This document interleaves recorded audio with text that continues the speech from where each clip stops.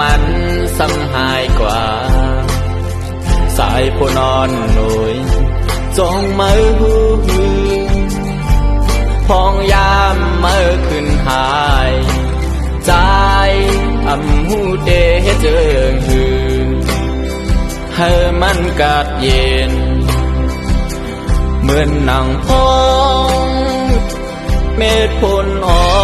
ยสั่งเป็นไรเคยมานั่งใจสั่งเป็นไรเคยหาเม็ดพล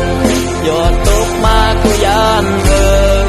เดลายเม็ดเดิงจืดให้พอเลยยิ้มหอมตอม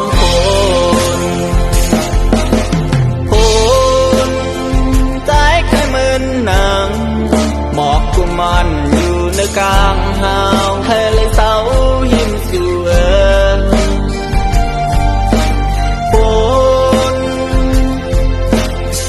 จัดปันใจและผลกองมันเป็นกันใจเสมือนนางต่อหลอกก่อนมองไปบนอ้อย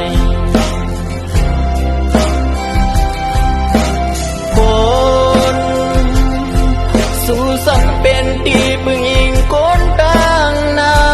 ำย้อนกับไหนแลใจกุยไล่วนเอาแล้วยิ่งน้องคน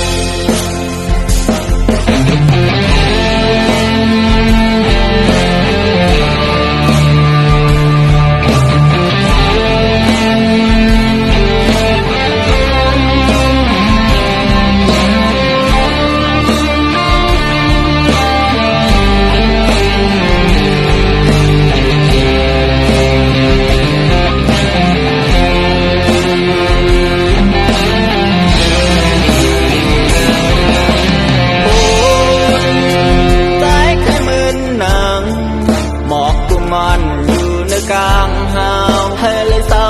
ยิ้มสวยฝนจัดปันใจและผลกองมันเป็นกันใจเสมือนนางต่อหลอกอ่อนมอ